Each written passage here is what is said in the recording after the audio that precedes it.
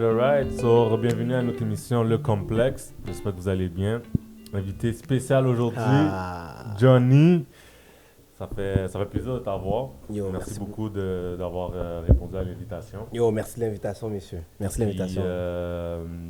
Juste avant de commencer de présenter la boue, juste savoir, tu sais, là, on tombe en déconfinement et tout. Juste savoir un peu comment ça avait été le confinement depuis l'année dernière avec toi. Est-ce que ça a été raide? Est-ce que ça a bien passé? Moi, je te dirais, raide, non, parce que moi, je suis un prof, OK? Fait que j'ai été dans les privilégiés où, tu sais, l'école, mettons, premier confinement, l'école a arrêté, mais mon salaire a continué, fait que j'avais toujours quand même du COB qui rentrait. Okay, fait que, tu sais, ça, c'est un des privilégiés, c'est un avantage, non? Tu sais, gouvernement capé. Fait que ça m'a beaucoup aidé. Puis ensuite, qu'est-ce qui a été tough, c'est que, tu sais, justement, j'avais mon show, le Ben Wagon Show. Fait que là, avec le confinement, ça, on a dû arrêter un peu les affaires. Mais ensuite, il y a des nouvelles opportunités qui sont venues à cause un peu du confinement, grâce au confinement un peu. Fait que je te dirais que ça n'a pas été vraiment si difficile que ça. L'année scolaire, cette année, tu sais, avec l'école, avec les masques, etc., puis toutes les mesures qu'il y avait dans les écoles, c'était un peu plus challengeant, exactement. C'est un peu plus tough. Mais sinon, genre, c'était vraiment posé. Ça a vraiment bien été. Je suis crasé, là, à la fin de l'année. Tous les profs, on est fatigués, ça c'est sûr. Mais, tu sais, je peux pas me plaindre. J'ai été dans les privilégiés, j'ai gardé ma job, j'ai eu plus de jobs, tu comprends? Puis, fait je peux pas me plaindre. Il y a vraiment. C'est bon à entendre parce que c'est des moments difficiles que tout le monde vit en ce moment. Voilà. You know. Bien content de t'avoir avec nous, John. Merci de nous accompagner. On va présenter rapidement la nourriture. Merci, Casse-Croûte, Sissi et Paul. C'est un casse-croûte haïtien. On est allé voir dans notre communauté. On est même allé voir un petit peu plus proche. Moi et Caleb, on a côtoyé le fils de la propriétaire. Donc, Greg, cet amant qui a joué au basket avec nous. Donc, on essaie toujours de garder ça un peu dans la famille. Donc, nourriture haïtienne, casse-croûte haïtien. Pour ceux qui n'ont pas encore mangé de la bouffe haïtienne, vous manquez quelque chose de très gros. Big time! On a de tout, super bon, épicé, il y a du goût, on fait le meilleur riz, je le dis. Statement, life. Rice is the best rice. Okay? Je sais que les Jamaïcains, je sais que tout le monde va essayer de venir. Non. Le riz haïtien, là, c'est le best rice que vous pouvez. Vous pouvez juste manger du riz haïtien. Même pas obligé d'avoir de la viande. Non, rien d'autre, exact. C'est bon. Non, c'est ton dîner. Tu dînes quoi? Du riz. C'est tout ce que j'ai besoin. Donc, casse-croûte haïtien à Montréal, à aller voir absolument. Sissi et Paul, c'est sur Jean Talon et Molson. C'est un restaurant qui est quand même assez jeune. Ça fait 6 ans qu'ils ont ouvert. Donc, c'est Paul D et Elsie, si je ne me trompe pas. Je m'excuse si je me trompe des noms, mais je pense que c'est ces deux madames-là qui sont parties du restaurant. C'est un coup de tête. Vraiment, parce que c'est leur passion de cuisiner, de partager de la nourriture, que tout le monde se sente bien autour d'eux. Donc, on leur a dit, hey, why not? Allez partager ça avec tout le monde. Ils l'ont parti, ça fonctionne super bien, donc on est très content pour eux. C'est sûr qu'en pandémie, en ce moment, c'est une formule beaucoup plus pour emporter. Donc, vous allez chercher vos plats, ça se fait super bien, tout est super frais, donc... Ils font pas la viande à l'avance puis ils laissent dans des réchauds. Tout est fait quand tu le commandes, donc c'est super bon. Ça peut prendre peut-être un petit peu plus de temps pour emporter, mais ça vaut vraiment la peine. Puis éventuellement, bien sûr, après la pandémie, ils vont essayer d'ouvrir le restaurant pour pouvoir aussi venir servir les gens. Donc un peu comme à la maison, comme qu'ils disent. Paul dit, je sais, c'est ça qu'elle voulait représenter dans son restaurant, c'est de servir les gens comme qu'elle sert les gens quand elle est à la maison. Donc éventuellement, on va pouvoir faire ça. Paul dit merci beaucoup. Elsie, merci. Fabi qui travaille là-bas aussi, Greg, merci beaucoup pour la nourriture. Puis on va se servir, les gars. On va commencer à juste rapidement, on a ici du bœuf. Tout est un peu dans les casse-croûtes. Ce que vous allez trouver, c'est en général, c'est frit, c'est de la friture, mais les viandes ont été marinées pendant très longtemps, très goûteux. Donc on a du bœuf ici, on a du poulet ici, on a de la dinde, on a de la chèvre. On a du riz Jonjon. Jonjon, c'est un champignon. Donc, on a un riz qui a été fait avec des champignons. Super bon. C'est un riz noir, en général, que le monde va l'appeler. Moi, c'est mon riz préféré haïtien. Je ne sais pas pour vous si c'est pas votre riz. Il y a le collé qui est juste là. On a le riz avec les... Exactement. On appelle ça du riz collé, mais c'est avec des fèves rouges. Donc, ça, c'est le deuxième best rice. Mais pour vous, c'est votre meilleur. So, it's all good. Tu vois, c'est ça qui a laissé le plus gros bol pour monsieur. Tu vois, il a laissé le plus gros bol pour lui. So, on a des bananes plantains aussi, ce qui est quand même assez populaire. Donc, super bien fait, frais. On a une salade de macaroni ici. On a des petits bouchées ici qui s'appellent kibi. Donc, c'est fourré avec de la viande. Donc, c'est une belle petite entrée pour ouvrir l'appétit. Puis, on a aussi ici qu'on appelle ça des akras. Donc, c'est toutes des nouvelles choses probablement que vous n'avez pas mangé. Donc, essayez-les. Pour vrai, ça vaut vraiment la peine. Super de bons services là-bas. Donc, merci encore. Merci, Sissi et Paul. Merci beaucoup. Bien sûr. Mamie Sissi, Papi Paul, merci en pile. On commence avec un petit cheers. Toi, t'as mangé gangou. Monsieur, merci beaucoup. Santé au public. Oui. Juste avant, rapido là. Merci à tous ceux qui nous regardent, tous ceux qui nous ont regardés, tous ceux qui nous ont donné un feedback. Très apprécié. C'est un projet que moi et Caleb, on a décidé de faire. Mais parle-moi de ça, justement, j'avais plein de questions pour vous, messieurs. Comme si c'est moi l'animateur. Comme si c'est mon show. Non, mais comme je trouve ça trop... Moi, j'adore quand les podcasts partent, you know. Fait que, qui a eu l'idée, comment c'est parti, justement, ce vibe-là, là, de moi et Caleb, on s'est assis puis on a dit, tu sais, sans dire c'est grâce à toi ou des gens comme toi qui ont déjà fait ça aide beaucoup. Ça l'inspire, ça fait mijoter des idées. Donc, vous plantez des idées dans la tête des gens. Donc, merci beaucoup pour ça. Éventuellement, c'était ça. C'est une idée qui était plantée dans notre tête. Puis, on a décidé de partir dedans. C'est un peu comme qu'ils disent dans les projets en général, là, saute. You gotta jump and start doing it. Caleb, mon boy, il était vraiment down avec ça. Il nous a préparé. Parce que moi, ça fait peut-être un petit peu plus longtemps que je pense à faire un podcast. Mais j'ai toujours pris mon temps, je n'étais pas pressé. Caleb, c'est l'aspect de yo, let's go, let's do it. Right? So, on se complète bien, c'est le projet qu'on veut partir pour rassembler notre communauté, la communauté montréalaise, québécoise. On veut la tisser, on veut la rendre plus forte, on veut créer des liens, on veut faire du réseautage. Donc, c'est juste une opportunité. Au niveau de notre propre communauté, ramener les gens à s'aider, à souder, à soutenir, puis d'aller de l'avant dans tout ce qu'on fait. Fait que c'est tout dans c'est un peu ça. C'est un peu ça. Sans trop parler de nous, parce que, you know, mais je suis content, même. On a un super invité. On a un invité quand même assez spécial. Présente donc nous, Caleb, notre invité aujourd'hui. Fait que juste avant, tu nous parlais que la pandémie avait super bien été pour toi. Ouais. Donc, tu as continué à avoir le salaire que tu faisais. Tu as eu d'autres opportunités. Donc, tu parlais de prof. Explique-nous un peu, c'est quoi que tu fais exactement. Ok, Ben écoutez, moi, ma formation, j'ai fait un bac en enseignement du théâtre à l'UQAM. Fait, dans le fond, je suis un enseignant d'art dramatique au primaire et au secondaire. Donc ça, c'est ma formation, c'est mon 9 à 5, là, ma formation professionnelle. Fait que j'enseigne l'art drame. Tu vois, j'enseignais l'art drame dans 2 écoles primaires l'année dernière. Cette année aussi, c'est dans 2 écoles primaires, une à La Salle, une à La Chine. L'année prochaine, je m'en vais au secondaire. Fait que, mais c'est quoi, quand tu dis l'art dramatique, c'est quoi exactement? C'est que, tu vois, maintenant, dans le cursus scolaire d'un jeune, au primaire ou au secondaire, tu sais, mettons, tu as les cours de français, maths, anglais, éduc, right? Et tu as aussi des cours d'art obligatoires. Tu as 4 options d'art possibles qui est donné dans le programme de formation. Tu as théâtre, art dramatique, danse, musique, art plastique. Généralement, là, mettons, quand nous, on était au primaire, c'est souvent musique, on a tout fait de la flûte, saxophone, tu sais, c'est souvent musique ou art plastique. Généralement, c'était ça qui était donné. Puis maintenant, il commence à avoir beaucoup plus d'art dramatique, beaucoup plus de danse, etc. Moi, je donne des cours d'art dramatique. Fait que dans le fond, c'est quoi? C'est du théâtre. Je fais du théâtre avec mes jeunes.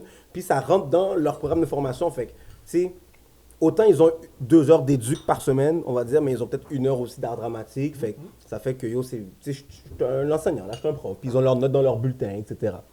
Tu enseignes au primaire? J'enseigne au primaire. Ça fait, tu vois, j'ai commencé à enseigner depuis 2018. Fait que ça fait 3 ans que j'enseigne au primaire. Puis là, l'année prochaine, j'ai décidé d'aller au secondaire. Fait que je m'en vais à Saint-Sacrement. En plus, j'ai décidé d'aller au privé. On a une de nos invités qui a été à Saint-Sacrement. En plus? Bon, tu vois, fait que c'est là que je vais à Terrebonne. Fait que ça, j'ai enseigné au secondaire l'année prochaine. Fait que ça, c'est mon 9 à 5. C'est mon... Mais tu fais beaucoup plus. Je fais beaucoup. Sans aller tout de suite dans ce que tu fais d'autre, en tant qu'enseignant, tu as dit que tu as étudié à l'UQAM. Ouais. Comment a été ton expérience à l'UQAM? Qu'est-ce que tu as apprécié le plus là-bas? Parce que le monde universitaire, c'est quand même spécial. Ok. Qu'est-ce que j'ai fait? Ok. l'UQAM, j'aime l'UQAM, mais j'aime le département de théâtre, ok? Parce que l'UQAM as a whole, j'ai des réserves, ok? J'ai des réserves. Mais j'ai vraiment beaucoup aimé le département de théâtre, l'école supérieure de théâtre de l'UQAM. Yo, j'ai fait mon bac. Premièrement, j'ai beaucoup apprécié ma cohorte. Tu sais, mettons, en théâtre, on n'est pas beaucoup, là. Je pense que, mettons, dans le département, il doit, tu sais, on est peut-être une centaine ou quelque chose comme ça, on n'est pas beaucoup. Mais dans ma concentration enseignement, on a commencé peut-être quoi, 24, 25, puis on a terminé 12, 13, là. OK? Fait que c'est une petite cohorte, puis on suit comme Ouais, chaque cours, chaque session. chaque année, là. Tu comprends? Pendant 4 ans. Fait que oui, il peut y avoir des bifs every now and then, mais j'ai vraiment aimé cette cohorte-là. J'ai aimé les cours, man.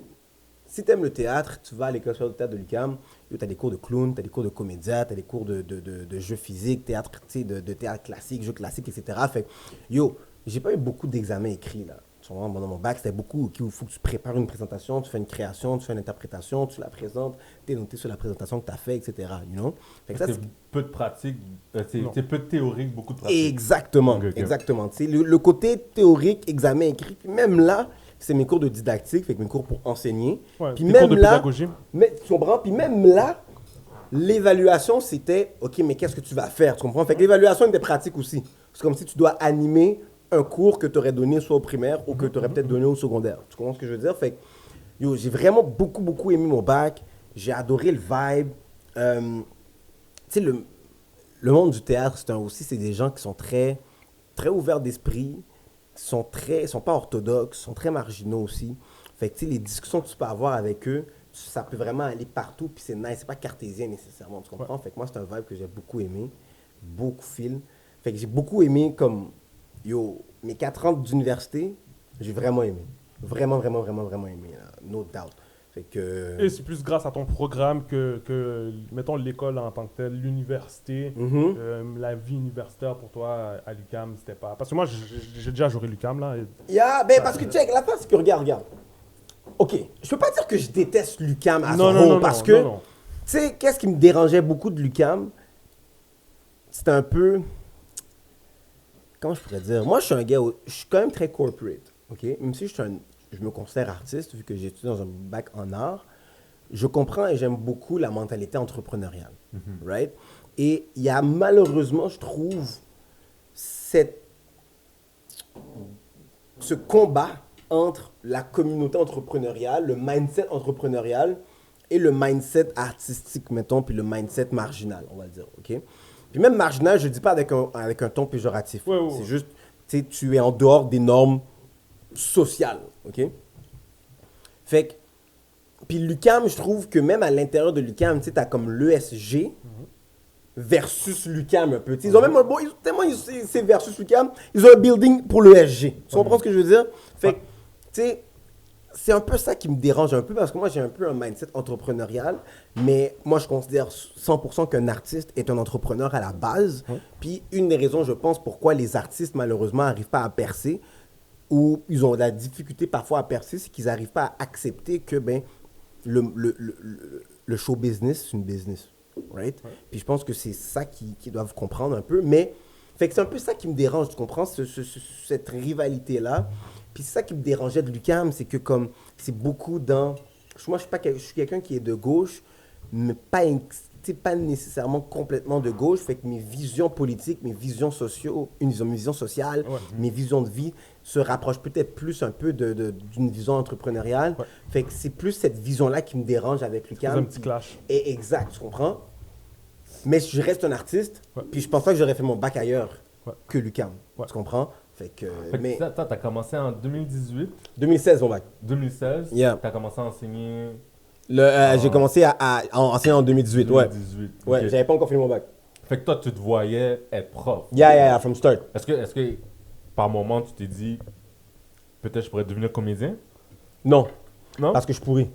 Yeah, big time. Yo, c'est tough, oui. Messieurs, regarde, Monsieur, c'est tough, oui. Yo, il y a, à l'UQAM, justement, il y a 4 concentrations, ok? T'as la concentration enseignement, t'as la concentration scénographie, fait que ça, c'est tout, maintenant, on va dire ceux qui sont derrière la scène, ok? Qui vont monter le décor, qui vont conceptualiser ton décor, éclairage et tout. Exact. Fait que t'as cette concentration-là, puis c'est un art en soi, là, ça. T'as études théâtrales, fait que ça, c'est comme si l'UQAM forme des futurs dramaturges, des auteurs de théâtre, des analystes de théâtre et tout. Et t'as la concentration jeu, ceux qui vont être des comédiens. À l'intérieur de mon programme, moi je suis en enseignement, tu as des cours de jeu. Parce que tu sais, on va faire du théâtre avec des jeunes, il faut que tu... Yeah. Messieurs, c'est tough, oui. Messieurs, être un comédien, c'est tough. Moi, je pensais que j'étais fort. Je vais là-bas, je pense que je suis fort, je pense que je suis bon. Bro. Pour rentrer dans le programme, il fallait faire des auditions. Poser. Audition, ok. Il faut faire une improvisation. Improvisation, je vais improviser, mon cher. Bam. Quand j'ai vu, ils m'ont dit, yo, t'as comme 3 objets. Il faut que tu fasses une improvisation avec 3 objets. Puis c'est 3 objets par rapport. Quand j'ai vu quel béquéquet j'étais, c'est comme si, yo, j'ai vraiment bug. Je me suis dit, ok, yo, c'est tough. Ouais. Puis quand j'ai commencé à embarquer dans mes cours de jeu, puis je vois comme, yo, la prof, tout qu'est-ce qu'elle fait, puis comment elle arrive à rentrer dans le personnage, puis comment elle arrive à l'analyser, je regarde ça, je suis comme, yo, c'est vraiment difficile, puis c'est pas pour moi, yo, c'est pas pour tout le monde. C'est pas pour tout le monde. Ouais. Fait que maintenant, quand je regarde un film, puis quand vous voyez maintenant, yo, tu sais quand on regarde Leonardo DiCaprio, les Denzel Washington, yo, c'est pas Tifo qui sont, non, messieurs. C'est pas Tifo, les gars sont puissants, là. Ils sont forts parce que c'est tough. Être capable de passer d'un personnage X à un personnage Y, yo, ça prend beaucoup de pratique, beaucoup de répétitions, puis d'être crédible, exact. C'est pour ça que pour moi, mon GOAT, en tant qu'acteur, mon GOAT, là, c'est Johnny Depp. Johnny Depp, personnellement, c'est mon GOAT. Pourquoi? Mais j'avoue, il a toujours fait des... C'est son range de personnages, bro. Il a fait des personnages. Il a tout fait. Yo, tu passes de Pirates des Caraïbes à le patinet dans la chocolaterie, à... Bam! C'est tough être crédible. Tu sais, mettons, le patinet qui joue Wolverine. Il est fort dans Wolverine. Donc, quoi, vous l'avez vu après? Tu comprends? Il est fort dans Wolverine.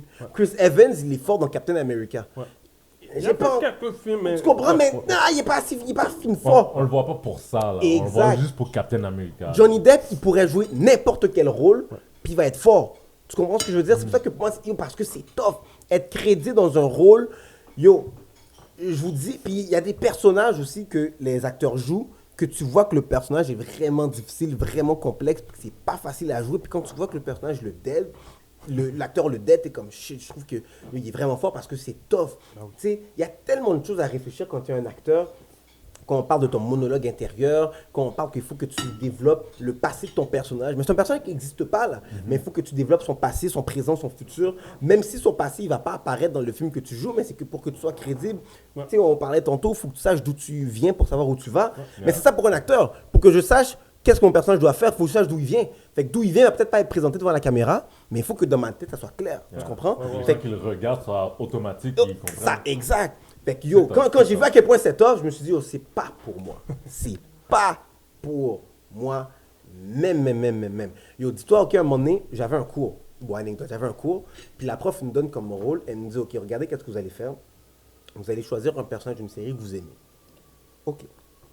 Elle fait l'affaire par semaine. La première semaine, c'était dans le temps où j'écoutais Suits. J'ai pris un Harvey Specter, posé. Après, elle me dit, vous allez prendre ensuite, vous avez ce personnage-là, vous allez prendre une citation, mais comme une phrase, ou plus qu'une phrase, un texte que vous aimez. OK? Fait que puis elle nous disait, allez comme quelque chose de vraiment comme, pas orthodoxe, c'est comme marginal. J'ai pris un verset de la Bible, je ne sais même plus lequel, j'ai pris un verset de la Bible. OK? Là après, elle nous dit, là maintenant, vous allez décider de quelqu'un à qui vous voulez parler. Mais cette personne-là doit avoir aucun lien avec le texte que vous avez pris et le personnage que vous avez décidé. Fait que j'avais Harvey Specter, j'avais un texte de la Bible, puis j'ai pris, Bachar al-Assad, puis le président de la Syrie, je pense. OK? Fait que là, après, elle nous dit, maintenant, votre personnage doit dire le texte que vous avez choisi à cette personne-là, OK? À l'individu que vous avez choisi. Mais là, il faut que tu développes le contexte de qui est ton personnage. Fait qu'il faut que tu saches, OK, mais dans quel mindset il pourrait dire, qu'est-ce qu'il va dire. Il faut que tu sois capable de savoir, OK, mais c'est où qu'il va dire, le contexte de où il va dire, à qui il va parler, puis où la personne se retrouve. C'est quoi les enjeux, etc. Fait que la scène, c'est là que j'ai tu comprends? Beaucoup plus large. Là. Beaucoup. Puis c'est là que j'ai compris que c'est pas facile non jouer Harvey. C'est pas facile non. C'est tellement tough. J'ai dû répéter ce travail-là. Ça m'a pris 1 mois. Ah ouais. Puis je pense que j'ai eu C. Tu comprends? Je pense que j'ai eu C. Il y a une femme qui a décidé de faire le Joker. Et et c'est là que j'ai réalisé que c'est peut-être, à mon avis, le personnage le plus tough à faire au cinéma. Le Joker. Il y a tellement de choses dans sa tête. Ouais. Tu comprends? C'était tough. Puis elle a dead là. Mais la façon que la prof nous a work, à chaque fois qu'on présentait, qu'elle nous posait plein de questions, il y a eu un paquet de gens qui pleuraient dans la classe après chaque cours parce que c'est demandant. Tu t'es tout seul devant 20 personnes qui te regardent, la prof qui te jure, qui te fait recommencer time after time after time. C'est tough là. Ça vient piquer ton estime. Yeah, big Ça vient time. piquer ton estime. Comme tu as dit, Vraiment. t'arrives là, tu penses que Vraiment. t'es Tu penses que t'es une force. Tu penses que t'es bon, tu penses que t'es un des tops. Puis moi, je suis en enseignement, hein. Imagine ceux qui sont en jeu. Ceux qui sont en jeu, ils ont fait 2 auditions. Fait que c'est les meilleurs acteurs de la cohorte qui voulaient rentrer. Tu comprends? Fait que toi, tu rentres en jeu, tu penses que t'es fine fort. Bam, la première année, je pense que les profs, leur but, j'ai l'impression ils veulent on kidnappe tout, yo. On va te montrer à quel point on va te briser pour te reconstruire, you know? Puis c'est tough, là. Fait que acteur, non, il n'est pas pour moi. J'imagine, dans vos cours, vous avez beaucoup de cours de diction. Parce que vous soyez en mouvement. Faut que tu saches parler. Faut que tu saches parler. Puis, quand tu parlais de ça au début, ça m'a fait penser à un film français qui s'appelle Le Brio. Je ne sais pas si vous avez déjà vu ce film-là, mais en tout cas, c'est un prof qui... je ne vais pas vous ouvrir tout le punch, là, mais c'est un prof qui enseigne, comme toi, là, qui enseigne, je pense que c'est au niveau universitaire, puis il y a une fille qui arrive en retard, puis là, il commence à lui dire des propos racistes, gratuitement comme ça. Puis là, tout le monde sur son téléphone, il filme, met ça sur les réseaux sociaux. Puis le seul moyen pour pas qu'il perde sa job, mais c'est de la faire gagner un concours genre de diction. Puis le film commence comme ça. En tout cas, vous irez voir là, le film est écœurant. Le Brio, très très très très bon film. Fait que toi tu fais ça. Fait que comédien, toi, tu veux rien savoir de ça. Oublie ça. Est-ce que tu t'es vu un peu plus comme être un commentateur d'émission ou de show? Parce que c'est ce qui m'amène, parce que tu as fait le Bandwagon Show. Je pense que ça a été un gros highlight. Le Bandwagon Show a été le plus gros tournant de ma carrière ever, de ma vie au complet. OK? Dans le sens que moi, j'ai toujours aimé le théâtre, j'ai toujours aimé les arts, j'ai toujours aimé le monde artistique, you know? Mais j'ai aussi toujours aimé le sport. Toujours un gros fan de sport. Je suis pas un athlète même. Pour 3 scènes, je peux pas courir, je peux pas jouer au basket, je peux pas patiner. C'est Stephen Smith. Exact! Au moins, Stephen Smith a joué au basket avant. Pam! Demande-moi pas de choses. Tu comprends? Bon, tu vois, j'arrête pas d'hésiter pour dire que j'ai une jumper. À un moment donné, je faisais un reportage pour RDS. OK? Puis je voulais montrer ma jumper, j'ai fait un airball. Puis David, mon caméraman, tu vois, l'audacieux, il l'a mis en air. Tu comprends? Fait qu'il l'a mis dans le montage. Fait que là, mais au moins, tu vois, le airball dure comme 2 secondes. Là. Dans ma tête, je me dis, OK, personne ne va réaliser. Mike, l'audacieux, moi, Gadel, Mike, mais qu'est-ce qu'il décide de faire? Il décide de me call out on air du airball. Tu comprends? Pour te dire, je ne suis pas un athlète même, mais j'adore le sport. Fait que j'ai toujours voulu savoir, OK, comment je vais faire pour mélanger les deux. Right? Le monde artistique, le monde du théâtre et le monde du sport. Puis, moi, je considère que Stephen A. Smith, Skip Bayless, ces commentateurs sportifs là, Shannon Sharp, one of the GOAT also, je considère que ces gars-là, c'est des personnages. OK? Tu sais, si Stephen A. Smith, si tu fermes la caméra, Stephen A. Smith n'est pas le même. Tu comprends? Je suis sûr aussi que Skip Bayless non plus, etc. Puis Shannon, etc. et compagnie. Fait que pour moi, je considère que ça, c'est des personnages. Puis j'étais comme, OK, yo, il y a un lien qui a à faire entre ma profession, mon domaine d'études et le sport, you know? Puis quand tu regardais à la télé, tu regardes les différentes émissions de débats sportifs, tu sais, moi, il y a une émission de débats sportifs, là, c'est sûr que vous avez connu ça, que j'ai toujours fil parce que je trouvais que les gens étaient des personnages authentiques, là, mais des personnages, c'est 110%. OK? 110%, à mon avis, après la game, tu voulais regarder. Yo, c'est le GOAT. 110%, honnêtement, je ne trouve pas d'émission au Québec qui top l'énergie que 110% avait. Tu comprends? Parce que quand les gens se fâchaient... J'ai jamais pensé à ça. Yo! T'as entièrement raison. Tu comprends? Fait que j'ai toujours... Fait que depuis que 110% est terminé, je trouvais que... tu sais, en 2017, je regardais ça, j'étais comme, yo, il n'y a pas beaucoup d'émissions de débats sportifs qui sont des débats. OK? On a des émissions de sport, mais des émissions de débats sportifs, je trouvais qu'on n'en avait pas beaucoup. Fait que là, j'essayais de trouver... Puis là, je voyais que ces gars-là étaient des personnes, justement. Fait que je me suis dit, yo, si on crée une émission de débat sportif, puis dans cette émission-là, je vais me trouver un personnage, right? Fait qu'à un moment donné, j'animais un 30e anniversaire. Puis là, l'idée commençait vraiment à germer que je voulais partir cette émission-là. Tu comprends? Je voulais vraiment faire quelque chose. Je savais pas encore comment ça allait s'appeler, mais j'avais cette idée-là. Là. Je veux partir un show. Je veux avoir notre first take montréalais ou notre undisputed montréalais, you know? Fait que là, j'étais à ce 30e anniversaire-là. Puis il y avait des boys qui étaient là. Il y avait un gars qui s'appelle Adler. Vous connaissez Adler. Adler qui était là. Il y avait Mitch. Il y avait un patin qui s'appelle Jonathan. Il y avait des gars qui étaient là. Puis je leur dis, yo, j'ai cette idée-là. Là, elle me dit, yo, moi, si t'as ça, moi, je suis tout ça, yo. Les gars veulent l'embarquer. Je compose. Fait qu'est-ce que je fais le lendemain? Puis c'est pour ça que, yo, ça, c'est le conseil que je donne à n'importe qui a une idée. OK? Quand tu as une idée, écris-la. Le lendemain, j'ai pris mon ordi, j'ai écrit mon idée. Puis à chaque fois que j'ai des concepts, je les écris. Des fois, c'est des concepts pourris. Mais en l'écrivant, je réalise que, yo, c'est shit. Fait que j'arrête d'écrire. Tu comprends? Fait que je vois mon ordi, j'ai écrit objectif de l'émission, fonctionnement de l'émission, ressources nécessaires. J'ai écrit un 2 pages de comment je voulais que l'émission ça soit. J'ai réfléchi à un nom, c'est là que j'ai réfléchi au Ben Wagon Show. Yo, ça pourrait être bad. Ok, posé. Ben Wagon Show. J'ai écrit mon affaire, j'ai envoyé à Adler. Adler m'a dit, ok, posé, je vais essayer de trouver comme une team. Je connais des gars qui peuvent filmer. Posé. Fait que là, puis dans ma tête, je suis tout en train de réfléchir, ok, quel genre d'animateur je veux être. Je continue à regarder First Take, ok, qu'est-ce qui fonctionne, blabla, tu sais, ok, yo, faut que tu mettes de la vie, yo, tu sais, je veux trouver mon personnage, you know, trouver ma couleur. Puis même dans le monde médiatique mainstream, les producteurs vont te dire que, yo, il faut que tu trouves c'est quoi ta couleur, tu comprends? Fait que, yo, j'envoie les documents au gars, moi je réfléchis. Là maintenant, Adler me revient avec... les gars, ils s'appellent les Léonard, c'est 3 frères. David, Franz Lee, puis Samuel. Les Léonard, ok? Ils sont très forts. Ils sont prêts, ils sont down de monter le show. Mais ils ne me connaissent pas. Je les connaissais de nom, mais tu sais, on ne se connaissait pas vraiment. Fait on veut voir, est-ce qu'on est des gens sérieux? Ça fonctionne, Parce que, puis je suis sûr que vous le savez, guy, puis si c'est la famille, fait qu'on peut jouer les Haïtiens ensemble ici. trop de fois, on part des choses, puis on n'est pas sérieux, on n'est pas constant. On veut le ultimate, la reconnaissance immédiate. On veut que ça soit tout de suite. On check nos views, yo, 200 views seulement que j'arrête. Yo, 30 views, j'arrête. Bam. Fait que trop souvent, on parle d'affaires, puis on n'est pas sérieux. Tu comprends? Fait que les gars voulaient savoir, est-ce que c'est ce Haïtien-là avec qui je vais deal ou c'est un autre type d'Haïtien? Tu comprends ce que je veux dire? Fait que yo, on se fait une rencontre.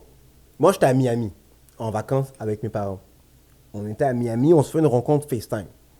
On est en train de se parler, on voit que, OK, tous les gars, on est sérieux. OK, on se dit, OK, quand on revient, il faut qu'on trouve un local puis faire les affaires.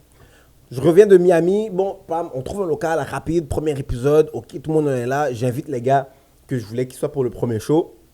Tout le temps me rappeler, mais il y avait Mitch, Nathanael, Mono, shout out, ces gars-là, ils étaient là from day one.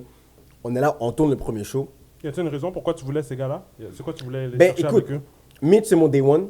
Fait que, et l'idée, tout le temps que l'idée germait dans ma tête, j'en parlais avec monsieur, tu comprends ce que je veux dire? Fait que, tu sais, c'est sûr et certain que c'était lui que je voulais. Mono, c'est le premier partenaire qui m'a emmené club, ok? Fait que tellement que, tu comprends, c'est le premier dans ma vie. Non, c'est pas Mono, c'est Jax. Jax, exact! Jax, c'est le premier partenaire qui m'a emmené club. Puis c'est un partenaire qui parle bien. Puis c'est aussi un partenaire que, yo, quand tu débats avec Jax, yo, les débats sont chauds. Ouais. Fait que je savais que j'allais avoir un Il bon vient chercher show. le côté émotif. Exact. Là. Tu comprends? Puis, juste petite parenthèse, je pense que quand tu faisais, ben, on va le voir peut-être plus tard en parlant, mais quand tu faisais des émissions à la télé, tu l'avais invité. Yeah. Mono et Jack sont venus. Il y avait le gars d'Occupation Double aussi, je pense qu'il était là. Jordan. Ouais, c'est ça. C'est ça que je vous dis. C'était une belle émission. Ouais, je n'oublierai jamais d'où je viens. Tu comprends? Fait que tu as besoin de ça pour rester organique, pour que ça soit voilà. naturel. Puis non seulement ça, tellement que mon nom est fraîche. Mon nom, j'avais invité, c'était Mono, Mehdi, puis Jordan d'Occupation Double. Puis Jordan est arrivé évidemment, Jordan est arrivé en premier, les Haïtiens sont arrivés en retard. Puis quand les gars sont arrivés, moi puis David, on préparait les caméras pendant ce tournage, le tournage pour le reportage. Puis t'as Jordan, Mono, puis Mehdi qui sont en train de débattre. Tu comprends? Puis, tu connais Mono. Fait que Mono, yo, je te dis, Mono, il crie, il est là avec Mehdi. T'as Jordan qui regarde ça à côté. Yo. C'est comme si moi, je suis à la caméra là-bas. Jordan me regarde comme, yo, I love the shit. Il continue à regarder, tu vois? Fait que, parce que, yo, Mono, c'est ça. Tu comprends? Fait que c'est tout ça que je voulais l'avoir dans le premier épisode du Ben Wagon. On a tourné le premier épisode. Puis, yo, on a vraiment aimé le résultat. Puis, on s'est dit, man, on a quelque chose, on n'arrête pas. On a commencé à partir de là. on a développé nos personnages. J'ai développé mon personnage d'animateur tout au long des épisodes. Puis, mais tout ça, c'est vraiment parce que je voulais mélanger le monde artistique et le monde du sport. Puis ensuite, le Ben Wagon Show a eu 3 saisons, arrêté à cause de la pandémie. Et ensuite, grâce au Ben Wagon Show, c'est là que j'ai eu mon opportunité pour faire mes reportages à RDS. Puis là, on est rendu là. Puis comment c'est quoi qui a fait que RDS, je sais pas si c'est RDS qui est venu nous voir ou est-ce que ça parle à quelqu'un, comme c'est quoi qui a Explique-nous un peu. le pont qui a fait que OK Ben Wagon et c'est rendu à RDS. Ça là, guys, c'est là que j'ai vraiment compris, comme je disais tantôt, quand des noirs supportent des noirs, le noir va plus loin. Yo, moi je suis convaincu, je suis d'avis, OK, que l'épanouissement de la communauté noire ne passera pas par le blanc. Et je dis le blanc de façon non péjorative parce que ma copine est blanche, ma copine est italienne. Je pense que l'aide du blanc est cruciale à l'épanouissement de nos communautés. Peu importe où, dans quelle société tu es, l'aide de la majorité dominante est cruciale, right? Mais l'épanouissement de la communauté, par contre, même si leur aide est cruciale, l'épanouissement dépend du support intracommunautaire, right? J'y crois à 100%. Pourquoi j'y crois? Check cette histoire-là. Le 6 juin, j'étais chez la sœur à ma femme. OK? Il y a sa sœur, le mari à sa sœur, on est très proches, puis il y a moi et ma copine. Je fais une sieste. OK? Je fais une sieste, tout sous, tout soft sur les cuisses, sur les jarrettes à ma femme, tout sous, je suis bien, je suis très content. OK? Là, mon téléphone sonne, zou. Je check mon téléphone, c'est Didier Orméjuste qui me texte par Instagram. C'est qui? Didier Orméjuste, c'est un reporter à RDS pour le football. OK? Je pense que C'est un ancien joueur, je pense. c'est un ancien joueur de Alouettes. CFL, je pense même des Alouettes, je suis pas sûr. ouais. Mais c'était vraiment, je pense, un des seuls blacks aussi à RDS. Calais. Je pense. Yeah, exact. Ok, Gros beef, ok. c'était calé. Yeah, Yeah, ouais, ouais. ouais. Puis Didier, pourquoi il a réussi à me texter, c'est que je voulais l'avoir au Ben Wagon Show, right? Pendant les années qu'on tournait. Mais nous, on tournait les dimanches. Puis lui, Sunday Night Football le dimanche. Fait que c'est tough pour monsieur de venir. Mais depuis que je l'avais demandé de venir, on a gardé contact. Puis il nous suivait sur Instagram. Puis il likait nos vidéos. Tu sais, on mettait des fois des 1 minute teasers. Il likait nos vidéos. Fait que je voyais que OK, le premier support. You know? Si je vois une texte, il me dit OK, John, est-ce que tu peux m'appeler? J'ai quelque chose à te demander. Est-ce que tu peux m'appeler? OK. Genre, mais juste tes blagues, guys. Hein? Fait que je suis OK, posé. Fait que là, je l'appelle. Puis c'est là qu'il me dit écoute, bref, j'ai parlé à mes patrons. Puis tu sais, sais-tu si je veux un nom? C'était comme 2 semaines après la mort de George Floyd. OK. Il me dit écoute, j'ai parlé à mes patrons. George Floyd, on a fait le 1 an de George Floyd en mai. Fait que, je pense que c'est 6 juin. Ouais. Fait qu'il me dit écoute, j'ai parlé à mes patrons. Tu sais, par rapport au manque de diversité à l'écran, puis que je pense qu'il y a quelque chose qui peut être fait. Puis il y a une ouverture. Puis je veux savoir s'il y a une ouverture, est-ce que tu serais partant? OK? Fait que là, moi, je lui dis, sans problème. Définitivement. Il me dit, OK, posé, je te rappelle, mais tu sais, il y a quelque chose. Pas de problème. Je raccroche. Tu dois être excité. Bam! C'est ça, j'allais demander parce que Excité, là. c'est sûr que tu l'as pas pris comme ça aussi calme. Non, mais au téléphone, j'étais calme. Parce que tu vois, je veux pas montrer à Didier que comme si j'attends ça depuis longtemps, là, tu comprends? Fait que je suis comme, posé. OK. Je raccroche. Tu comprends? De base, c'était pas le premier appel. Tu vois, je vais des pauses. Je raccroche. Je sors de la chambre. Je vois ma femme avec sa soeur et son aigle. Là, je commence à crier. Je suis comme, yo, guys, saisis. Tu sais, qu'est-ce qu'il me dit? Mais yo, il m'a dit c'est ground zero, c'est rien de sûr. Je suis comme, OK, posé, on s'enflamme pas trop. Ouais. Puis, ma femme, on se dit, you know what? On n'en parle à personne. Tu comprends? Posé. Didier me rappelle. Il me dit, OK. La même journée? Non, comme Ok, 2-3 jours après. Il me rappelle, il me dit, écoute, j'ai donné ton nom à mes patrons. Voici maintenant qu'est-ce que tu vas faire, qu'est-ce que je veux que tu fasses. Il faut que tu nous envoies ton CV et une vidéo de toi, un teaser de 5 minutes qui montre qu'est-ce que tu sais faire. Posé. Là, je dis, pourquoi? Il me dit, écoute, les patrons sont partis en vacances, puis, tu sais, Saint-Jean arrivait, 1er juillet arrivait, fait que comme, tu sais, c'est pour comme la 2e semaine de juillet. Je dis, OK, posé. Il me dit, est-ce que aussi tu as des gars qui seraient intéressés? Là, je dis, est-ce que tu veux des gars devant la caméra ou derrière la caméra? Il me dit, peu importe. Je dis, ben écoute, je vais en parler avec mon équipe, je te laisse savoir. Posé. On se texte. Là, j'ai dit, écoute, j'ai un des gars qui serait intéressé. David, justement, avec qui on faisait Ben Wagon Show. OK, parfait, tu m'enverras son CV. Excellent. Puis je donne le numéro ça à David, à Didier. Je pense que Didier a appelé David, ils ont géré des affaires.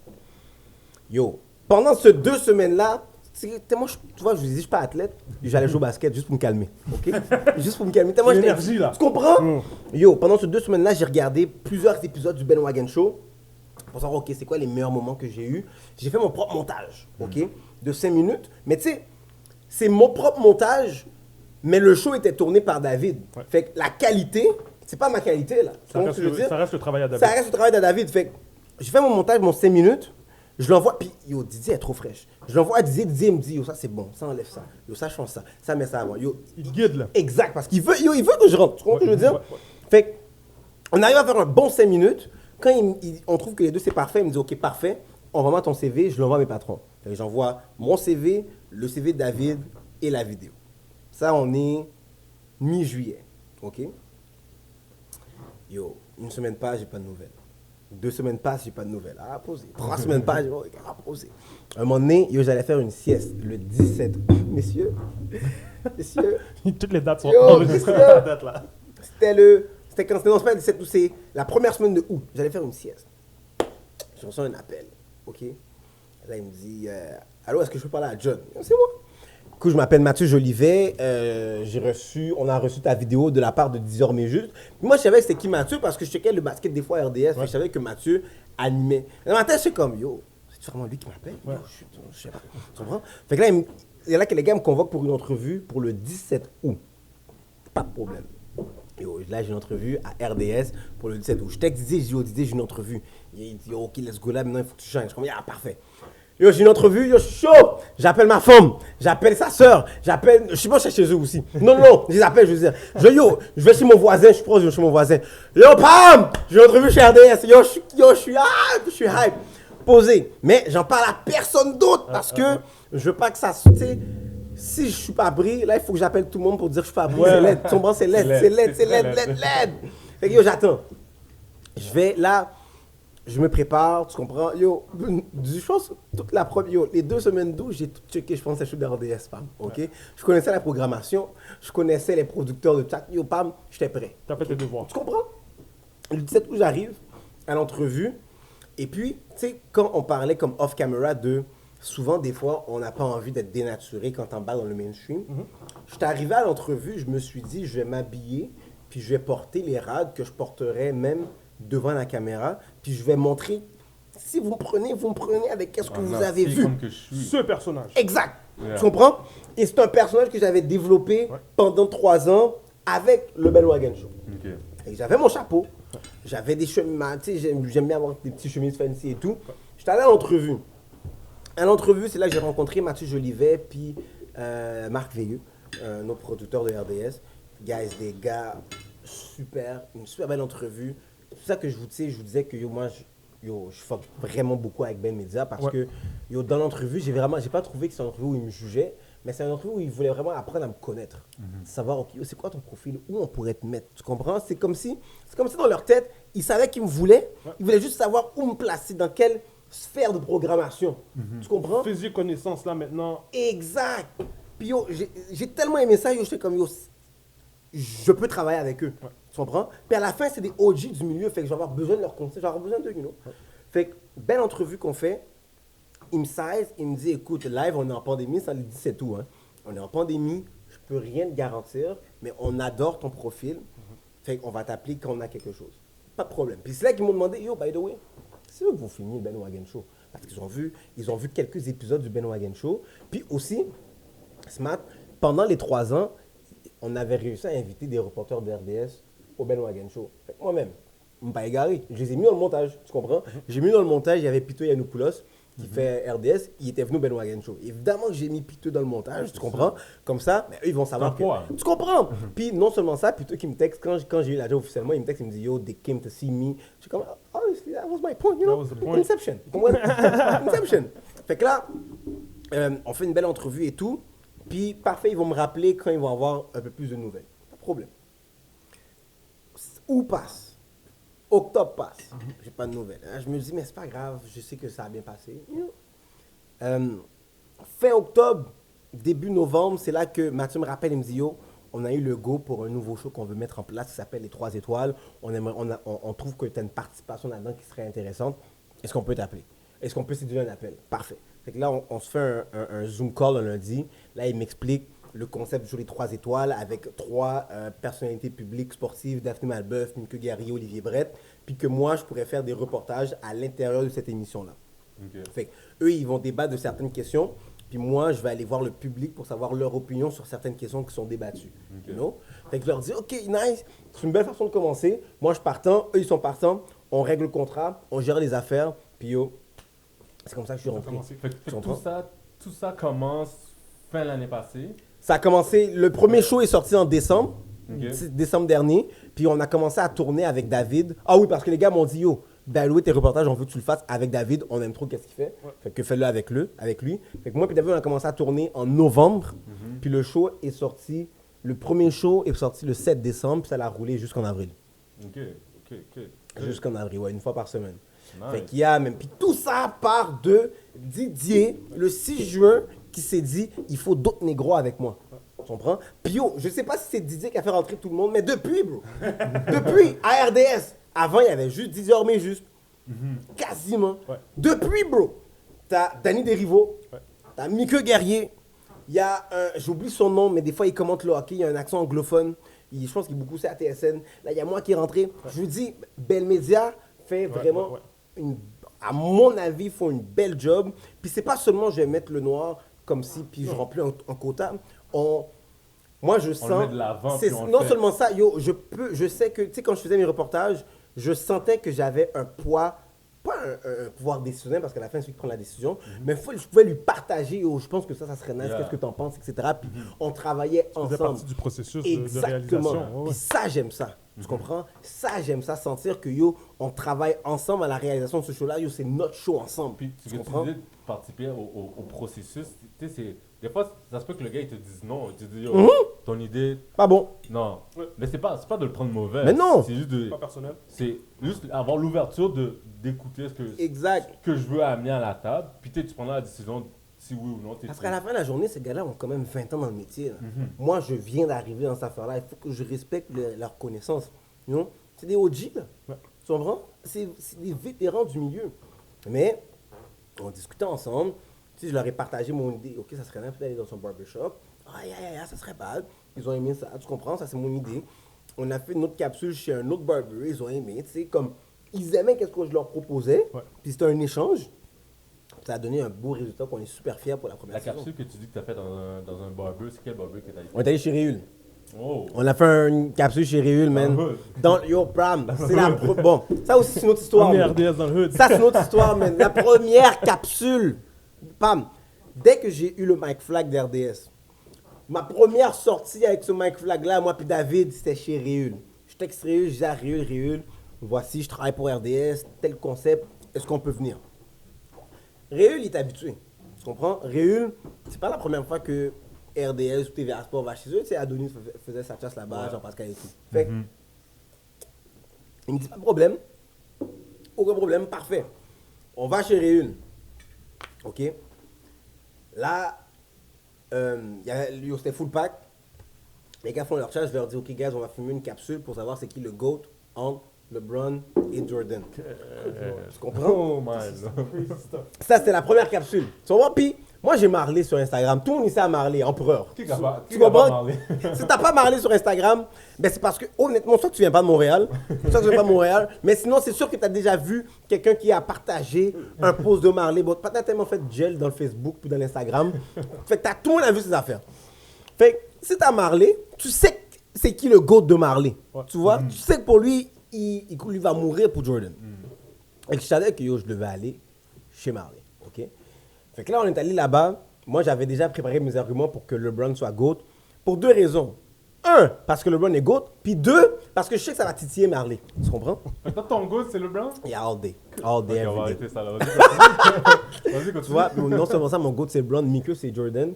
Guys. Vous savez pas le nombre de flèches qu'on s'est envoyé, Mike pour moi. Mais Mickey, il sait que LeBron, c'est le GOAT. Parce que quand tu demandes à Mickey pourquoi Jordan, c'est le GOAT, il y a 6 bagues, c'est tout, ça s'arrête là. Mais en tout cas, on continue. On continue. On va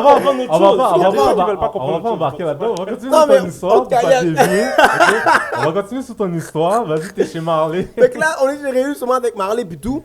Puis, on est allé dans le hood. On a fait notre première capsule avec juste des gars qui nous ressemblent. Juste des gens qui nous ressemblent. Tu comprends?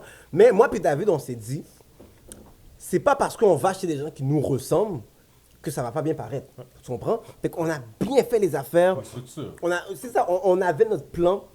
On a débattu avec les gars. On a laissé les gars parler comme ils veulent. Puis aussi, l'affaire, c'est que on sait qui on est, là. Comme je sais que les gars chez Réul, c'est des bonnes personnes, là. C'est des gars qui ont comme parler. Tu comprends? Fait que c'est pas vrai que parce que, ils sont à RDS, ils ont commencé à dire toutes les slangs, toutes les jourades qu'il faut dire. Mais non, les gars savent parler. Tu comprends? Ils ont sorti leur français, là. Tu comprends? Même, ils ont sorti le français, mais le bon français avec quand même du slang. Tu comprends?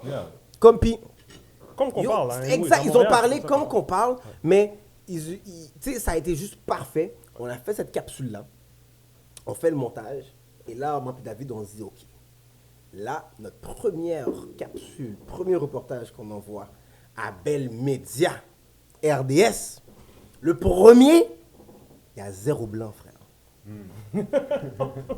On se regarde, on se dit, Ça risque d'être chaud. Là. Yo, pas, c'est un statement là qu'on envoie, tu comprends? Ça passe ou ça casse. Ça passe ou ça casse, tu comprends? Puis l'affaire, c'est que je sais que les producteurs n'allaient pas nous dire, yo, il n'y a pas de blanc. Mais ça peut créer un malaise. Exact, tu comprends? Mais je savais pas, puis je les connaissais pas encore comme je les connais maintenant. En fait, tu sais, live, tu sais, le producteur, il s'appelle Jasmin Laure, il est incroyable, il est ouvert d'esprit. Yo, je te dis, je l'aime beaucoup, là, ce producteur-là. Mais je le connaissais pas tant que ça en novembre, tu comprends? Là, on est en juin. Fait qu'on envoie ça à moi puis David, puis yo. Quand on envoyait la capsule, c'est là que les gars ont dit, yo, c'est la capsule qu'ils ont préférée. Yo, mais parce que dans la capsule, il y a de la vie. Yo, c'est un barbershop, man. Fait qu'un moment donné, t'as Marley qui snap, après, t'as Manu qui snap aussi. Yo, pam! Yo, je vais vous montrer la capsule. 110%. Pam! 110%! Bon, tellement la capsule commence maintenant à son masque, la capsule finit maintenant à plus de masque. Tu comprends? Yo, pam, c'était hype! Puis tellement, bon, un moment donné, il y a pas qui dit, oh, RDS, viens ici, là, viens ici. Yo, pam! Je vous dis, je vais vous montrer la capsule. Mais la capsule est sur mon Facebook. Si vous voulez aller le voir. On va partager ça. Yo, c'est fou, là. Fait ils ont vraiment filé. Puis à partir de là, c'est là que j'ai vu que, OK, RDS veut vraiment. Ils ont une bonne ouverture. Ils ont une bonne ouverture. Eux, leur objectif, c'est que le show soit fly. C'est même pas une question d'avoir, est-ce que je veux tel nombre de blancs, tel nombre de blancs. Je veux que mon show soit fly. Tu comprends ce que je veux dire? Fait à partir de là, on s'est dit, you know what, on va faire des capsules qui seront tout le temps fraîches. Puis moi, je m'étais tout le temps donné comme objectif que j'ai la possibilité de mettre la diversité de l'avant. J'ai la possibilité de changer la perception que certaines personnes peuvent avoir des Noirs par l'entremise de mes capsules. Fait que je me suis donné ce devoir-là d'avoir en majorité, pas en majorité, mais d'avoir au moins tout le temps une autre personne noire avec moi dans une capsule. Puis pas pour dire que j'ai une personne noire, mais juste pour montrer à la personne en région peut-être qui côtoie pas des personnes noires ou qui côtoie pas de la diversité, mais lui montrer, mais voici à quoi ça ressemble. Tu comprends? Voici comment on discute, voici de quoi on a l'air pour que quand après, elle va penser à personne noire, mais si c'est la première fois qu'elle l'a vu, c'est à RDS, mais elle va se rappeler de Christopher Moulumba qui a parlé avec Daniel Sauvageau. Tu comprends? Il va penser à Maktar qui a parlé avec Will Prosper sur est-ce qu'il y a des équipes sportives qui peuvent venir ici. Tu comprends? Il va penser à Marc Calixte, ancien joueur de la CFL, qui a parlé avec une agente de joueurs sur le salaire des joueurs. T'sais. Il va se rappeler que, OK, Noir, il va l'associer à ces gens-là qui ont un beau vocabulaire, qui se présentent bien, puis qui sont qui on aime. Tu comprends? Fait que c'est ce devoir-là que je me suis donné, puis ça l'a super bien réussi. Et RDS a file, moi j'ai file, puis yo. Puis c'est super nice que cette ouverture-là est passée positivement, parce que ça aurait pu, ils auraient pu juste dire, yo non, on n'est pas dans, c'est pas ça qu'on recherche à montrer au public ou à les tu comprends? Fait que, sans nommer non, je sais que plusieurs d'autres chaînes auraient peut-être pu dire non, mais le fait qu'ils ont accepté, que tu es allé de l'avant, puis eux aussi sont allés de l'avant avec tout ton projet, toute ton équipe, je pense que c'est une énorme, c'est un grand pas. C'est un gros, c'est un gros statement. Ouais. Encore une autre chose même. Tu sais, live, j'ai parti un GoFundMe pour aider des gars qui poursuivent le Journal de Montréal en diffamation. Je suis dans le monde des médias. Des gars que je connais. Explique donc un peu, Yeah? juste d'où est-ce que ça a parti ce groupe. Yeah. Fait que ça, le 27 mars, 27 mars dernier, il y a eu un article au Journal de Montréal qui s'appelait les PCU, les gangs de rue profitent de la PCU. Puis la photo couverture de l'article, c'était 10 gars qui étaient devant une pizzeria à côté de Calix. OK? À Montréal-Nord. À Montréal-Nord. Qu'est-ce que l'article dit pas? C'est que cette photo-là, de ces gars-là, c'est une photo qui date de 10 ans, 2007-2008. Tu comprends? L'article est sorti en 2021, le 27 mars 2021. La PCU n'existait pas en 2007, là, tu comprends? 2008, c'est ça. Donc, 27 mars, l'article est sorti. Fait que quand ces gars-là ont vu leur photo, ils sont comme, yo, saisi. Tu comprends? Qu'est-ce qui se passe? Qu'est-ce qui se passe? C'est des gars qu'on connaît, là. On ne peut pas les nommer à cause que le processus est en cours à la cour, mais des gars qu'on connaît. Des gars là. qui n'ont rien à voir Rien. avec Bam, les 10 l'histoire qu'ils gars ont écrit. n'ont pas rapport avec les gangs de rue. Les 10 gars ont fini leur étude, professionnelle ou universitaire. Les gars ont des jobs, les gars ont des Les gars familles. contribuent à la société. Les gars contribuent, les gars payent leurs taxes, les gars font les affaires correctement. Les gars sont des entrepreneurs, il y en a qui créent des jobs. Bref, c'est des gars qui ont aucun Journal de Montréal, rapport. vous êtes vraiment mauvais pour ça. C'est Ça, là. enragé. C'était enragé. Fait que ça, c'est le 27 mars. La même journée, le journal, sur leur site, ont changé la photo parce que justement, ça commençait à faire un paquet de bruit sur les réseaux sociaux. Le journaliste qui a écrit l'article, qui n'est pas responsable de l'image, C'est ce qu'il a dit. s'est excusé. Mais le journal, lui, s'est jamais excusé. Right? So, après, comme les gars... Ah, mais attends, ça. Excuse-moi. Ça, tu crois ça? Est-ce que tu crois que lui, il ait fait l'article, mais qu'il n'était aucunement au courant de l'image qui allait être mis sur son article qu'il a fait? Moi, je crois que c'est pas lui qui a choisi l'image. Est-ce qu'il était au courant? Je pense que oui. Je crois que, et c'est là que tu sais, on parlait d'intention avant, je connais pas ce journaliste-là. Je pense par contre que ce journaliste n'a peut-être pas dans son entourage des amis de différentes communautés qui vont lui faire voir ses angles morts. Parce que si ils mettent, tu sais, si mettons toi tu fais un article sur les gangs de rue, tu es journaliste, tu fais un article sur les gangs de rue, puis il y a une image qu'on va mettre, c'est sûr et certain que tu vas te dire, ok, mais est-ce que les gars qu'on met dans l'image, est-ce qu'ils font partie de ces gangs de rue-là?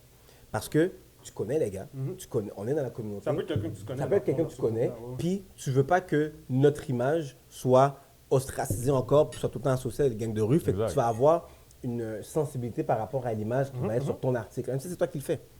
Lui, je pense pas qu'il avait cette sensibilité parce que peut-être que son entourage n'a pas de gens de diverses ethnicités. Fait qu'il n'y a pas ce réflexe-là. Il n'y a pas cet angle mort-là. Fait peut-être que lui il s'est dit, yo, c'est posé, c'est une image correcte. Tu comprends? Lui, il s'est dit, oui, c'est une image de gang de rue parce que rapidement, il a fait cette association-là. Tu comprends ce que je veux dire? Fait que c'est pour ça que je pense pas que il a dit, mettez cette image, mais je pense pas qu'il trouvait quelque chose de négatif sur cette image jusqu'à temps que ça On lui a fasse du présenté bruit. l'image, puis elle fait, ouais, ok. Yeah, vas-y. Tu comprends? Fait que ça, c'est sorti le 27 mars. Les gars étaient saisis. Mais imagine les parents des gars, man.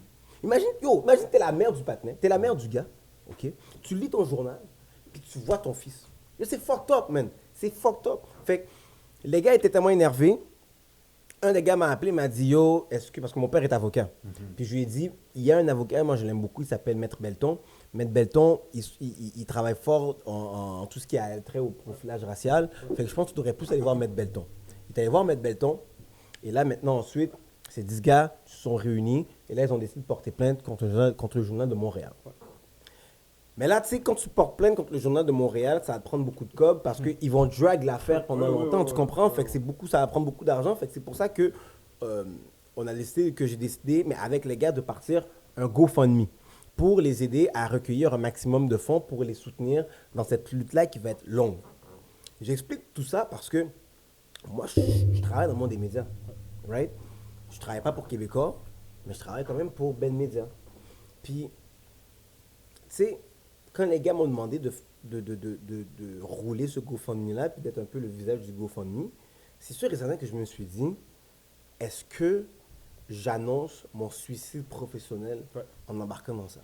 Tu comprends? Parce que j'ai aussi des aspirations avec RDS. J'ai envie de poursuivre mon processus avec eux, ça va être le fun, c'est fly, tu sais. Puis, une autre raison pourquoi, yo, je fuck vraiment avec Ben Media, c'est que jamais quelqu'un m'a dit, yo, qu'est-ce que tu fais, c'est pas bon. Ouais. Même au contraire, bro. Tu sais, ils ont une chaîne de nouvelles, à Nouveau, qui est partie. Ouais. Puis ils étaient intéressés à faire une entrevue avec les gars, puis avec, tu sais, l'avocat, etc. Fait ils avaient une ouverture à mettre cette histoire-là de l'avant. Tu comprends? Parce que, et c'est pour ça que je fuck tellement avec eux, parce que, tu sais, si j'avais commencé à jouer québécois puis à les traiter de nom, peut-être ça aurait été différent. Ouais. Mais, on parlait tantôt, il y a un système, il y a une façon de faire les choses. Et moi, je peux dire que le Journal de Montréal a été wrong sans leur traiter de nom. C'est comme le journaliste, ok? Moi, ce journaliste-là, si je le vois, je ne vais pas le détester. Tu comprends? Je peux être capable de discuter avec lui puis de dire, mais regarde, Je frère, vais lui montrer son erreur. tu comprends? Voici l'angle mort dans lequel tu avais. Voici qu'est-ce que tu aurais dû faire pour éviter cette situation-là. Ça, je peux le dire. On peut avoir cette discussion-là d'homme à homme sans embarquer dans l'insulte, etc. Tu comprends? Fait que tout ça pour dire, c'est pour ça que j'aime beaucoup Bell Media. J'apprécie vraiment leur ouverture. Je trouve que vraiment, ils ont compris quelque chose que peut-être que d'autres stations, d'autres médias n'ont pas compris. Puis c'est tout à leur avantage. Parce que je pense que c'est eux qu'au final, on the long run, sur 5-10 ans, ils vont avoir éclaté, dépassé tous leurs compétiteurs, à mon avis. Mais c'est bon, puis lâchez pas cette cause-là, puis ce combat-là, parce que il n'y a pas longtemps, j'ai vu dans les nouvelles, il y a quelqu'un qui a gagné 26 000 $. Il a poursuivi sa tante pour diffamation, parce que sa tante lui a envoyé un texte durant le temps des fêtes, pour lui dire, yo, t'es cocu, ta blonde te trompe, parce qu'il y avait comme un combat familial sur... La tante n'aimait pas le type. Juste pour faire chier au type, elle a envoyé un email ou un texte pour dire, yo, t'es cocu, ta femme te trompe. Ça a mis du stress dans leur famille. Parce que là, lui, il reçoit ça. Il sait que c'est pas vrai. Mais en même temps, il est comme, qu'est-ce qui se passe? La femme du dude a dit, non. On va aller jusqu'à la fin. Légalement, on va montrer que yo, cette personne a menti pour faire du mal. Que c'était intentionnel ou pas, rendu là, c'est ton histoire. Mais ton action a eu des répercussions. Tu ne peux pas juste rien faire. Donc là, je ne sais pas si cette personne a été capable de chercher 26 000 $. Je ne peux pas comprendre que vous n'allez pas être capable de gagner votre cause. Donc là, je ne sais pas, guys. Sur cette photo-là, on connaît tous des gars du monde là-dedans, man. C'est fou. Donc, moi, la première fois que j'avais vu cet article-là, en vrai, j'ai juste vu, puis j'ai... Whatever. Puis là, un des gars, je ne vais pas nommer son nom, mais il m'appelle et me dit, oh, t'as vu l'article? Là, je suis comme, moi, vite, là, j'ai pas lu l'article, mais comme j'ai vu la photo, des gars, il me dit, mais c'est moi! Bam! Yo! Il me dit, mais c'est moi, yo, ça date de 5-10 ans, voilà. J'étais comme, oh shit. C'est enragé, là. De un, j'ai reconnu la place. Parce que je viens de Montréal-Nord, je dis, oh, ça c'est ma pizzeria. De quoi la pizzeria a rapport avec la PCU? Non seulement Qu'est-ce que vous montrez? De un, qui va chercher la PCU dans un bureau? Il n'y a personne qui va chercher la PCU dans un bureau. Donc, l'image n'avait aucun rapport avec ce qu'il montrait, à part le fait que c'était des Noirs qui étaient dans la photo. Moi, c'est ce que je pense. Donc, c'est fou, ça blesse. Puis, il faut que tu sois conscient. Il faut que vous soyez conscient. TVA, Journal de Montréal, tous ces gens-là, prenez la peine de vous excuser. C'est juste ça qu'on demande. On demande rien d'autre. Non, mais tu vois, maintenant, je demande plus. Moi, je demande plus. Parce que moi, je demande plus. Parce que l'affaire, c'est que, regarde, le média, pour moi, ok, tu es un pouvoir social. Du sens que, dans la société, il y a le pouvoir politique, il y a le pouvoir juridique et il y a le pouvoir médiatique. Ok? Ces pouvoirs-là ont la possibilité de changer des mentalités. Ok? Des nouvelles législations changeront des pratiques et des façons de réfléchir et des façons de faire. Des nouvelles décisions juridiques laisseront jurisprudence qui ensuite changeront des mentalités et des façons de faire parce qu'il y a des nouvelles conséquences. Right? Des messages partagés dans les médias vont influencer la façon que les gens vont réfléchir parce qu'on le consomme constamment. Right? Fait que le média, tu as un pouvoir médiatique. Fait que il y a des gens, malheureusement, qui n'ont pas le droit à l'erreur. Un politicien qui, mettons, les politiciens, le pouvoir législatif, n'a pas le droit, malheureusement, à l'erreur. Parce que l'erreur que tu fais peut avoir des conséquences qui sont extrêmement néfastes pour plusieurs personnes. les gens qui ont un pouvoir juridique n'ont pas le droit à l'erreur. Et parfait, pareil pour les médias. Tu comprends ce que je veux dire? Fait que c'est pour ça que moi, je demande plus que des excuses. Il faut... Yo, moi, là, je parle pas pour les gars ni pour l'avocat, montrer l'exemple. mais il faut qu'il y ait une prise d'action forte pour envoyer un message que, OK, ça ne se refera plus et ce n'est plus acceptable de tout le temps associer une personne noire ou un groupe de gars noirs à des gangs de rue. Puis c'est ça qui m'énerve encore plus, bro. Parce que le but, c'est pas de mettre des blancs pour dire que, regarde, tu vois, on te met les blancs comme gang de rue. C'est pas ça, man. Trouve une autre photo. Exact. Tu comprends? Regarde, tu parles de gang de rue qui prend la PCU. Trouve-moi une photo de gang de rue qui prend la PCU. Prends-moi un coupable que vous avez comprends? pris à la place d'accuser des gens. Parce que Qui ont des même gangs, de pas rue, là, rapport. des gangs de rue, là, tu sais c'est quoi? Des gangs de rue, mais les motards aussi font les mêmes ça. activités. C'est la La même mafia chose. fait la même activité. Fait que Ouais. pourquoi vous dites gang de rue? Mais bon, Mais tu vois, pour juste compléter, pour moi, là, tu fais un article comme ça, tu veux mettre une photo, mets une photo de cob. Ouais. Mets de l'argent. Mais pas des gens. un chèque de la PCU. C'est là. tout. C'est ça que Tu ça ressemble, comprends? un chèque de la PCU, là. Mais Justin Trudeau. Mais Justin Trudeau. Mais yo, quand ils ont mis Justin Trudeau. Bon, ça, c'est un autre dose. Avec l'affaire de l'Inde, là, oh my lord. Ils sont. Écoute, je comprends pas. Le Honnêtement. nouveau virus de l'Inde, puis tu mets. Ah, Tu regarde. sais, en tout cas, ils Moi, sont forts. moi, Ils sont moi, je forts. trouve Ils ça sont forts. très lâche. Ils sont forts, ils sont forts. Mais, mais Sensationnalisme. Pour de vrai, je pense que le fait que tu t'es dit, ah shit, yo, si je dénonce ça, puis que je vais de l'avant avec ça, est-ce que ça risque d'avoir un impact? Un impact. Je trouve que c'est normal, c'est un réflexe qui est automatique, Mhm. mais le fait que Bell Media sont. Tu sais, ils t'ont pas dit, oh, tu fais ce que tu as à faire, tu sais, c'est ta cause, ils t'ont pas mis de pression, puis je trouve que c'est bien. Parce que moi, je suis un peu fermé que yo, toutes les médias sont toutes croches, ils pensent toutes pareil. Mhm. Fait que le fait que tu me dis ça, je trouve que ça change un peu mon optique pour Bell Media, peut-être pas pour les autres encore. Mhm. Il y a du chemin à faire, mais Big shout out au à moins, Didier. yeah. Didier, Mhm. définitivement, merci d'avoir aidé notre frère. Yo, Big shout out à oh. Danny. Danny, il faut qu'on taille ici aussi. Ah, You know, quelqu'un qui a fait ces beaucoup gars-là aussi sont dans la très communauté. accessibles. Oh, Très ouais. accessibles. C'est des bons frères. Tu vois, même avant que je parte ce GoFundMe, je vais pas mettre son nom dehors parce que je sais pas à quel point ça peut l'impliquer, là. Mais j'avais appelé quelqu'un, un gars des médias aussi, un bon partenaire des médias, un autre négro des médias. Je l'avais appelé, j'avais dit, yo, qu'est-ce que tu penses de ça si je fais ça, est-ce que je suis dans la merde? Puis celui qui m'a conseillé, il m'a donné des bons conseils, il m'a dit, yo, moi, si j'avais été à ta position il y a 5 ans, quand j'ai commencé comme toi, je l'aurais fait. Ouais. Puis il y a des règles. Follow the rules, you know. Mais fais-le. Puis ce gars-là, c'est lui qui m'a c'est comme si j'avais besoin de son conseil, il m'a rassuré. Il t'a donné le bon mindset. Le bon, là, le pour bon mindset, t'engager le bon dans ce knowledge, projet-là. exact. Ouais. Donc, il se reconnaît. Shout out. Shout out. Yo, honnêtement, man, moi je le dis, tous les noirs qui travaillent dans le milieu média doivent passer on this seat, man. Tous les noirs qui travaillent dans le milieu des médias doivent Vous avez entendu, passer hein? on Come. this C'est lui seat. qui l'a dit, so you know. Yeah, C'est- tout le monde, man. Bring your ass over, bro. Yeah. Bring your ass over.